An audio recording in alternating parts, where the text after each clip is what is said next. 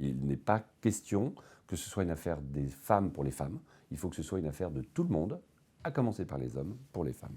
Donc je m'appelle Jean-Marc Gallo, j'ai 57 ans, je suis marié, je suis père de 4 enfants et j'ai le plaisir de diriger depuis un petit peu plus de 7 ans cette magnifique et inspirante maison qu'est Veuve Clicquot.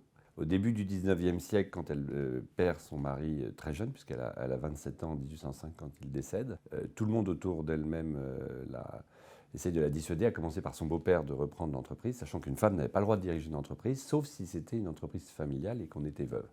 Et elle a cette intuition et cette détermination de se dire « je vais reprendre la maison ». Cette femme serait parmi nous aujourd'hui, qu'elle serait la première à nous challenger pour aller encore plus de l'avant. C'est vrai qu'on dit souvent que dans le monde dans l'entreprise, celui qui n'avance pas recule. Et elle, je pense que c'était son motto absolu, avec un mélange à la fois de détermination et sûrement une femme, quand on voit le seul portrait qu'on a d'elle à 84 ans, une certaine sévérité, puisqu'elle portait sur elle sur ses épaules le poids d'une entreprise.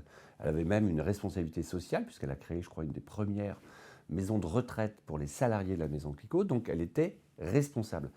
Je pense qu'elle serait choquée 215 ans plus tard de se rendre compte que ça a si peu avancé.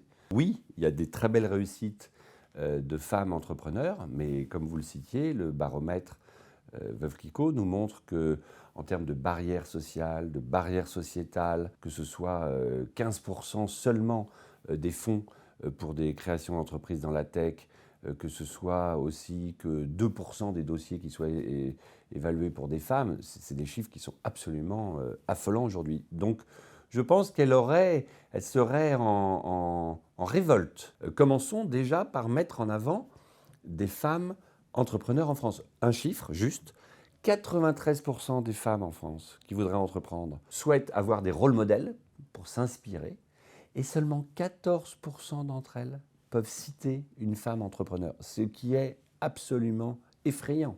Le féminisme, c'est peut-être effectivement, il faut peut-être s'en méfier quand ça n'est qu'une affaire de femmes, mais quand ça devient l'affaire de tout le monde, ça n'est plus du féminisme, c'est juste entreprendre dans un sens où tout le monde a la même chance de réussir. J'aimerais qu'on n'ait pas à compter le nombre de femmes qu'il y a dans des comités de direction. J'aimerais qu'on n'ait pas à avoir tous ces indices. Mais tant qu'on ne sera pas là, je suis pour les indices. Je suis aussi pour les quotas dans les écoles d'ingénieurs. Or, le monde de demain du coding est décidé par ces ingénieurs et donc on est en train d'écrire un monde qui risque d'être encore plus masculin.